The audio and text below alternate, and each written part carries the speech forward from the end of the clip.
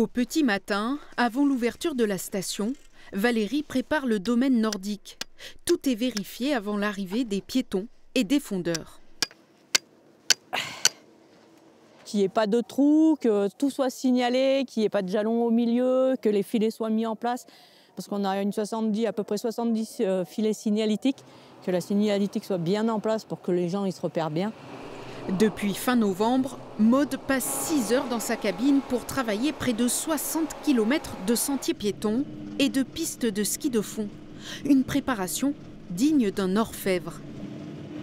Le damage nordique demande une finesse en fait, de travail. On a besoin d'avoir une piste relativement plate. Il ne faut pas de dévers surtout parce que le fondeur sinon il va avoir du mal, il va devoir forcer beaucoup plus. Et il faut vraiment un plan très lisse. Donc c'est pour ça un joli tapis, vraiment avec un finissage parfait. Pas de gratons, les petits gratons de glace qui pourraient venir bloquer le ski du fondeur.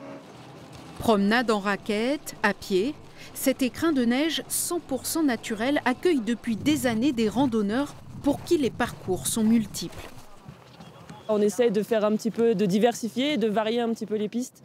Depuis quelques années, on essaie de faire des petites variantes, de chercher un petit peu pour que les gens qui sont toujours venus skier ici ou qui sont toujours venus marcher ici puissent un peu changer un peu d'itinéraire.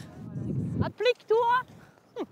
Après 30 ans de travail avec des hommes, Valérie gère à présent cette partie du domaine avec une équipe majoritairement féminine.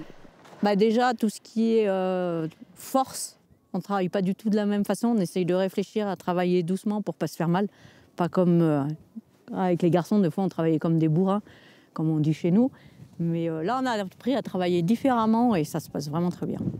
Situé à 2000 mètres d'altitude, le domaine nordique de l'Alpe d'Huez est ouvert jusqu'à fin avril.